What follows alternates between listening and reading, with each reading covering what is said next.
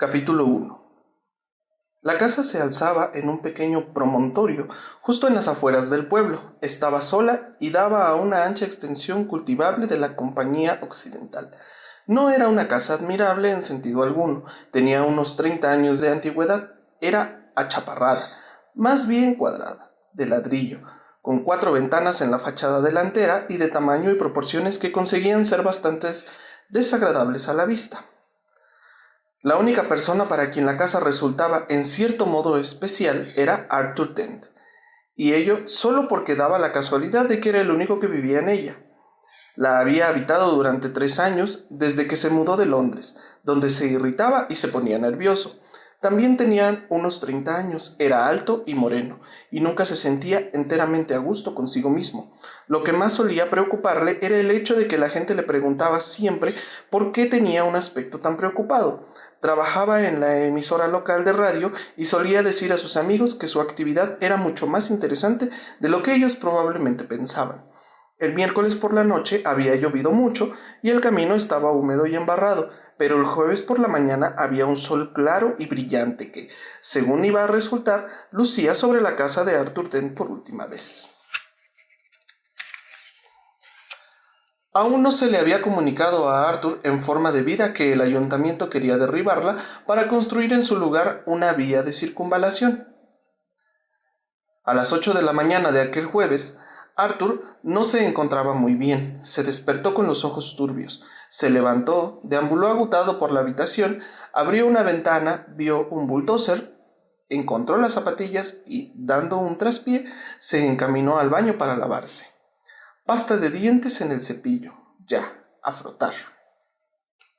Espejo para afeitarse. Apuntaba al cielo, lo acopló. Durante un momento el espejo reflejó otro bulldozer por la ventana del baño. Convenientemente ajustado, reflejó la encrespada barba de Arthur. Se afeitó, se lavó, se secó y, dando trompicones, se dirigió a la cocina con idea de hallar algo agradable que llevarse a la boca. Cafetera, enchufe, nevera, leche, café, bostezo. Por un momento, la palabra bulldozer vagó por su mente en busca de algo relacionado con ella. El bulldozer que se veía por la ventana de la cocina era muy grande. Lo miró fijamente. Amarillo, pensó, y fue tambaleándose a su habitación para vestirse. Al pasar por el baño, se detuvo para beber un gran vaso de agua y luego otro. Empezó a sospechar que tenía resaca. ¿Por qué tenía resaca? ¿Había bebido la noche anterior? Supuso que así debió de ser. Atisbó un destello en el espejo de afeitarse. Amarillo, pensó, y siguió su camino vacilante hacia la habitación. Se detuvo a reflexionar. La taberna, pensó. ¡Santo Dios, la taberna! Vagamente recordó haberse enfadado por algo que parecía importante. Se lo estuvo explicando a la gente y más bien sospechó que se lo había contado con gran detalle. Su recuerdo visual más nítido era el de miradas vidriosas en las caras de los demás. Acababa de descubrir algo sobre una nueva vía de circunvalación. Habían circulado rumores durante meses, pero nadie parecía saber nada al respecto. Ridículo. Bebió un trago de agua. Eso ya se arreglaría solo, concluyó. Nadie quería una vía de circunvalación y el ayuntamiento no tenía en qué basar sus pretensiones. El asunto se arreglaría por sí solo. Pero qué espantosa resaca le había producido. Se miró en la luna del armario, sacó la lengua. Amarilla, pensó. La palabra amarillo vagó por su mente en busca de algo relacionado con ella. 15 segundos después había salido de la casa y estaba tumbado delante de un enorme bulldozer amarillo que avanzaba por el sendero del jardín.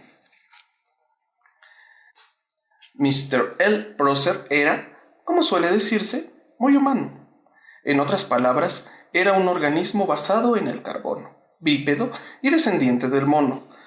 Más concretamente tenía 40 años, era gordo y despreciable y trabajaba para el ayuntamiento de la localidad.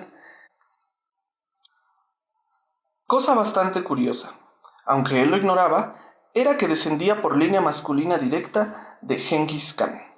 Si bien las generaciones intermedias y la mezcla de raza habían escamoteado sus genes de tal manera que no poseía rasgos mongoloides visibles y los únicos vestigios que aún conservaba Mr. L. Prosser de su poderoso antepasado eran una pronunciada corpulencia en torno a la barriga y cierta predilección hacia pequeños gorros de piel.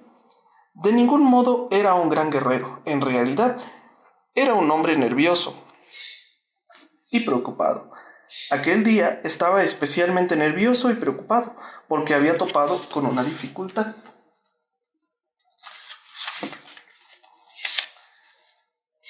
Había topado con una dificultad grave en su trabajo, que consistía en quitar de un medio la casa de Arthur Dent antes de que acabara el día.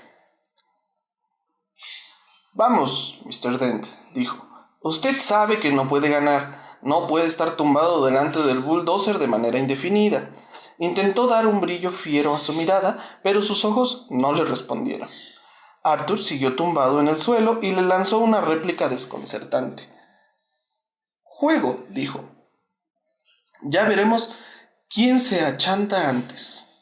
Me temo que tendrá que aceptarlo, repuso Mr. Prosser, empuñando un gorro de piel y colocándoselo del revés en la coronilla. Esta vía de circunvalación debe construirse y se construirá. Es la primera noticia que tengo, afirmó Arthur. ¿Por qué tiene que construirse? Mr. Prosser agitó el dedo durante un rato delante de Arthur, luego dejó de hacerlo y lo retiró. ¿Qué quiere decir con eso de por qué tiene que construirse?, le preguntó a su vez. Se trata de una vía de circunvalación y hay que construir vías de circunvalación. Las vías de circunvalación son artificios que permiten a ciertas personas pasar con mucha rapidez de un punto A un punto B, mientras que otras avanzan a mucha velocidad desde el punto B al punto A. La gente que vive en un punto C, justo en medio de los otros dos, suele preguntarse con frecuencia por la gran importancia que debe tener el punto A para que tanta gente del punto B tenga tantas ganas de ir para allá. ¿Y qué interés tan grande tiene el punto B para que tanta gente del punto A sienta tantos deseos de acudir a él? A menudo ansían que las personas descubran de una vez para siempre el lugar donde quieren quedarse. Mr. Prosser quería ir a un punto D.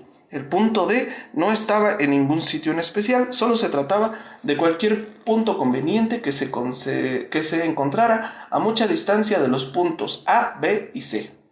Llegaría a tener una bonita casita de campo en el punto D, con hachas encima de la puerta, y pasaría una agradable cantidad de tiempo en el punto E, donde estaría la taberna más próxima al punto D. Su mujer, por supuesto, quería rosales trepadores, pero él prefería hachas. No sabía por qué, solo que le gustaban las hachas. Se ruborizó profundamente ante las muecas burlonas de los conductores de los bulldozers. Empezó a apoyarse en un pie y luego en otro, pero estaba igualmente incómodo descargando el peso en cualquiera de los dos. Estaba claro que alguien había sido sumamente incompetente y esperaba por lo más sagrado que no hubiera sido él. Tenía usted derecho a hacer sugerencias o a presentar objeciones a su debido tiempo, ¿sabe?, dijo Mr. Prosser. ¿A su debido tiempo?, gritó Arthur. A su debido tiempo. La primera noticia que he tenido fue ayer, cuando vino un obrero a mi casa. Le pregunté si venía a limpiar las ventanas y me contestó que no, que venía a derribar mi casa. No me lo dijo inmediatamente, desde luego. Claro que no. Primero me limpió un par de ventanas y me cobró 5 libras. Luego me lo dijo. Pero Mr. Dent, los planos han estado expuestos en la oficina de planificación local desde hace 9 meses. Ah, claro. Ayer por la tarde, en cuanto me enteré, fui corriendo a verlos. No se ha excedido usted precisamente en llamar la atención hacia ellos, ¿verdad que no? Me refiero a decírselo realmente a alguien, o algo así. Pero los planos estaban a la vista, a la vista. Sí, incluso tuve que bajar al sótano para verlos. Ahí está el departamento de exposición pública, con una linterna. Bueno, probablemente se había ido la luz, igual que en las escaleras. Pero bueno, encontró el aviso, ¿no? Sí, contestó Arthur, lo encontré. Estaba a la vista en el fondo de un archivador cerrado con llave y colocado en un lavabo en desuso en cuya puerta había un letrero que decía «Cuidado con el leopardo».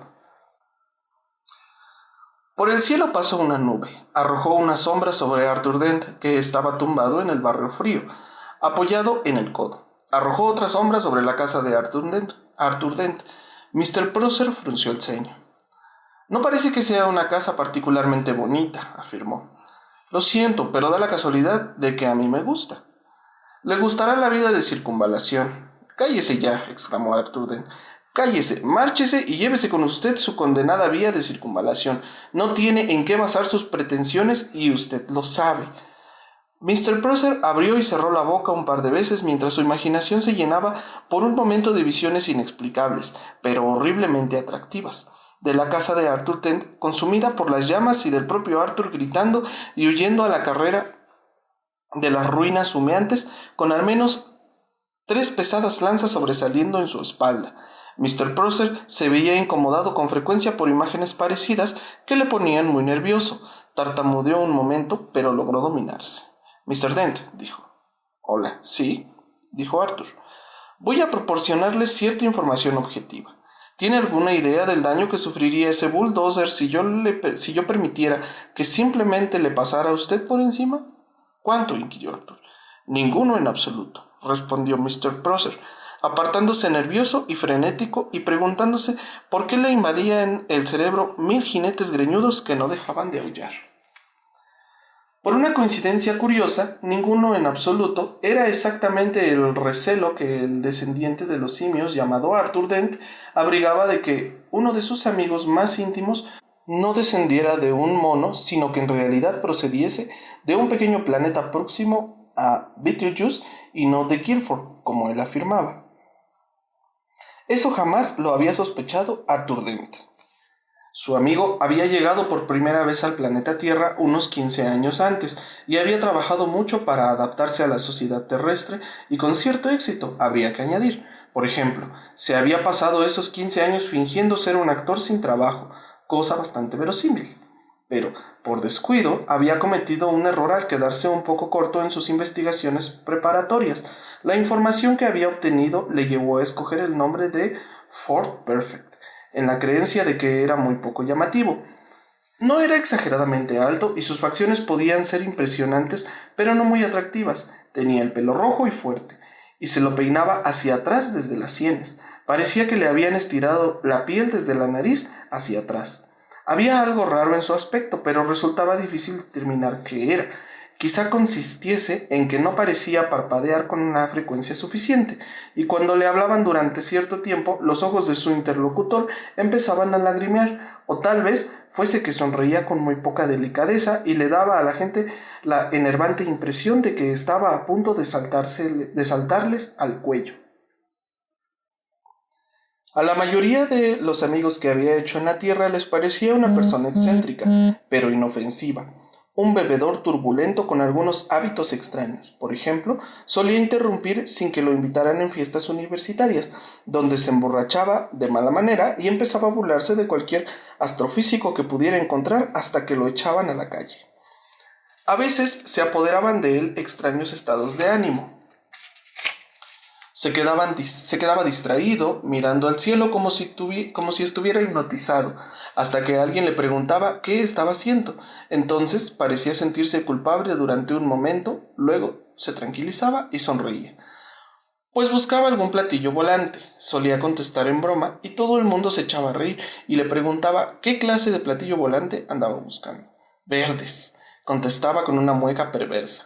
Lanzaba una carcajada estrepitosa y luego arrancaba de pronto hacia el bar más próximo, donde invitaba a una ronda a todo el mundo. Esas noches solían acabar mal. Ford se ponía ciego de whisky, se acurrucaba en un rincón con alguna chica y le explicaba con frases inconexas que en realidad no importaba tanto el color de los platillos volantes. A continuación, echaba a andar por la calle, tambaleándose y semiparalítico, preguntando a los policías con los que se cruzaba si conocían el camino a Beetlejuice. Los policías solían decirle algo así. ¿No cree que ya va siendo hora de que se vaya a casa, señor? De eso se trata. Quiero recogerme, respondía Ford de manera invariable en tales ocasiones. En realidad, lo que verdaderamente buscaba cuando miraba al cielo con aires distraídos era cualquier clase de platillo volante. Decía que buscaba uno verde porque ese era tradicionalmente el color de los exploradores comerciales de Beetlejuice. Ford Perfect estaba desesperado porque no llegaba ningún platillo volante. 15 años era mucho tiempo para andar perdido en cualquier parte, especialmente en un sitio tan sobrecogedoramente aburrido como la Tierra. Ford ansiaba que pronto apareciese un platillo volante, pues sabía cómo hacer señales para que bajaran y conseguir que lo llevaran.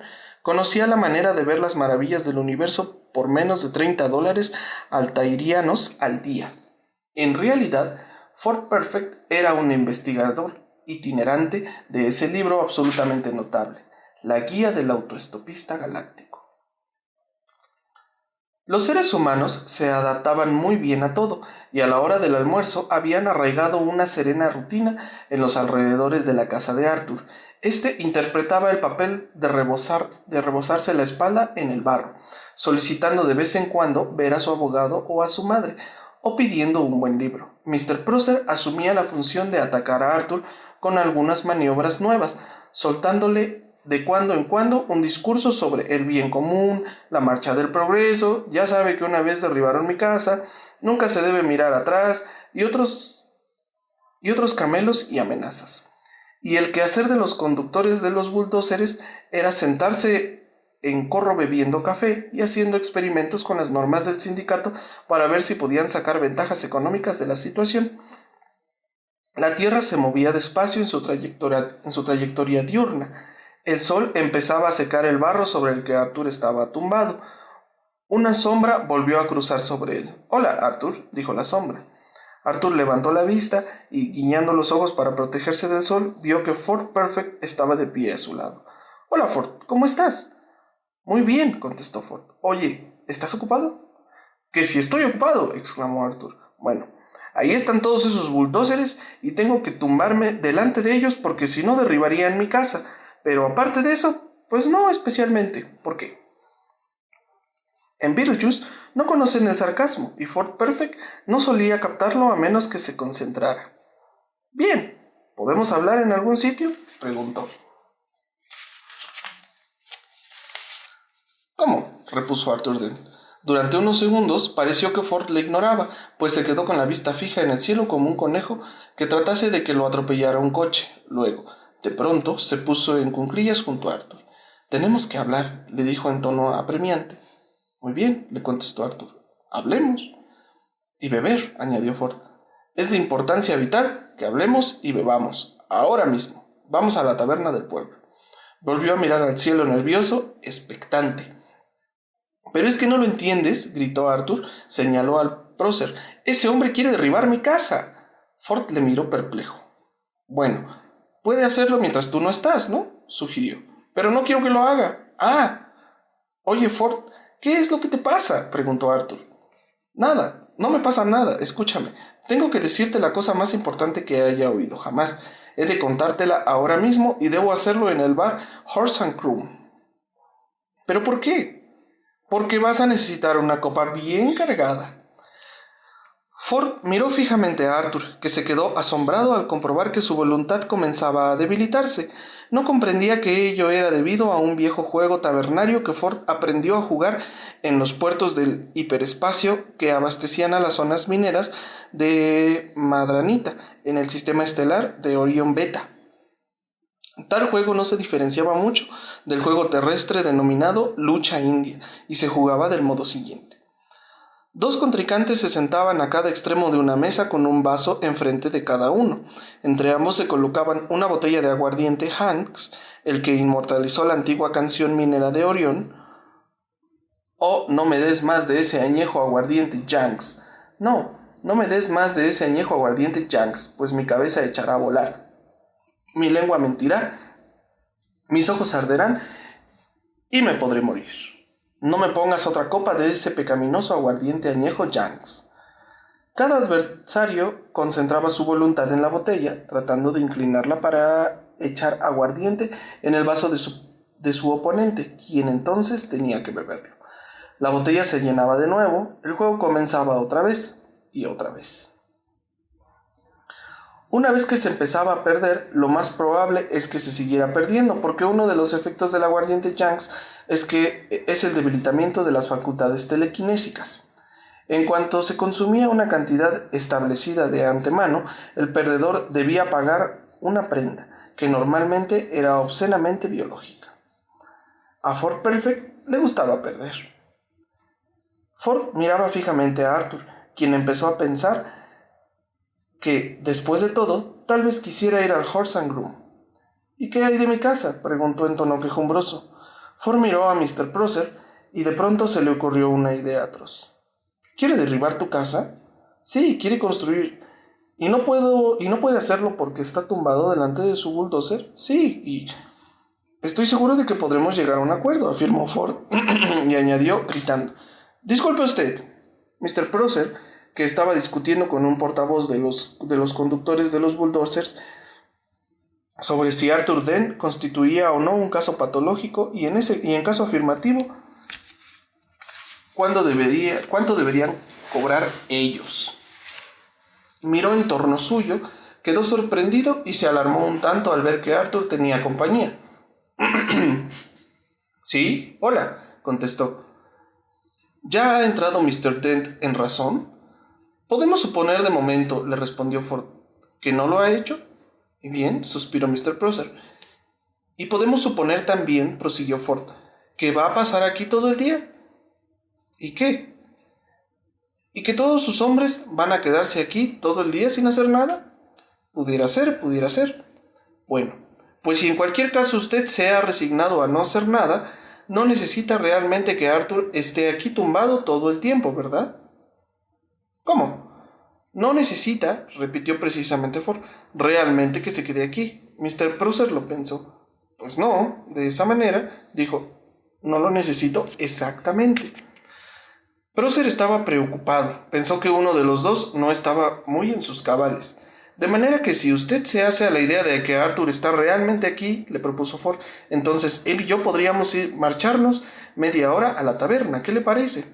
Mr. Prosser pensó que le parecía una absoluta majadería. Me parece muy razonable, dijo en tono tranquilizador, preguntándose a quién trataba de tranquilizar. Y si después quiere usted echarse un chispazo al coleto, le dijo Ford, nosotros podríamos sustituirle. Muchísimas gracias, repuso Mr. Prosser, que ya no sabía cómo seguir el juego. Muchísimas gracias. Sí, es muy amable. Frunció el ceño, sonrió, trató de hacer las dos cosas a la vez, no lo consiguió, agarró su gorro de piel y caprichosamente se lo colocó del revés en la coronilla. Solo podía suponer que había ganado. De modo que, prosiguió Ford Perfect, si hace el favor de acercarse y tumbarse en el suelo... ¿Cómo?, inquirió Mr. Prosser. Ah, lo siento, se disculpó Ford. Tal vez no me haya explicado con la claridad suficiente. Alguien tiene que tumbarse delante de los bulldozers, ¿no es así? Si no, no habría nada que les impidiese derribar la casa de Mr. Dent, ¿verdad? ¿Cómo?, repitió Mr. Prosser. Es muy sencillo, explicó Ford. Mi cliente, Mr. Dent, afirma que se levantará del barro con la única condición de que usted venga a ocupar su puesto. ¿Qué estás diciendo?, le preguntó Arthur, pero Ford le dio con el pie para que guardara silencio. ¿Quiere usted?, preguntó Prosser, deletreando para sí aquella idea nueva. ¿Que vaya a tumbarme ahí? Sí. ¿Delante del bulldozer? Sí. ¿En el puesto de Mr. Dent? Sí. ¿En el barro? En el barro, tal como dice usted. En cuanto Mr. Prosser comprendió que, después de todo, iba a ser el verdadero perdedor, fue como si se quitara un peso de los hombros. Eso se parecía más a las cosas del mundo que él conocía. Exhaló un suspiro. ¿A cambio de lo cual se llevará usted a Mr. Dent a la taberna? Eso es, dijo Ford. Eso es exactamente. Mr. Prosser dio unos pasos nerviosos hacia adelante y se detuvo. ¿Prometido?, preguntó. Prometido, contestó Ford. Se volvió a Arthur. Vamos, le dijo. Levántate y deja que se tumbe este señor. Arthur se puso en pie con la sensación de que estaba soñando. Ford hizo una seña a Prosser que, con expresión triste y maneras torpes, se sentó en el barro. Sintió que toda su vida era una especie de sueño, preguntándose a quién pertenecía dicho sueño y si lo estaría pasando bien. El barro le envolvió el trasero y los brazos y penetró en sus zapatos. Ford le lanzó una mirada severa. Y nada de derribar a escondidas la casa de Mr. Dent mientras él está fuera, ¿entendido?, le dijo. Ni siquiera he empezado a especular, gruñó Mr. Prosser tendiéndose de espaldas, con la más mínima posibilidad de que esa idea se me pase por la cabeza. Vio acercarse el representante sindical de los conductores de los bulldozers, dejó caer la cabeza y cerró los ojos. Trataba de poner en orden sus pensamientos para demostrar que él no constituía un caso patológico, aunque no estaba muy seguro, porque le parecía tener la cabeza llena de ruidos, de caballos, de humo y del hedor a la sangre. Eso le ocurría siempre que se sentía confundido o desdichado, y nunca se lo había podido explicar a sí mismo. En una alta dimensión de lo que nada conocemos, el poderoso Khan aulló de rabia, pero Mr. Prosser solo se quejó y sufrió un leve temblor. Empezó a sentir un escorzor húmedo detrás de los párpados, errores burocráticos, hombres furiosos tendidos en el barro, desconocidos incomprensibles, infligiendo humillaciones inexplicables y un extraño ejército de jinetes que se reían de él dentro de su cabeza. Vaya día. Vaya día. Ford sabía que no importaba lo más mínimo que derribaran o no la casa de Arthur. Arthur seguía muy preocupado. ¿Pero podemos confiar en él?, preguntó. Yo confío en él hasta que la tierra se acabe, le contestó Ford. ¿Ah, sí?, repuso Arthur. ¿Y cuánto tardará eso? Unos 12 minutos, sentenció Ford. Vamos, necesito un trago.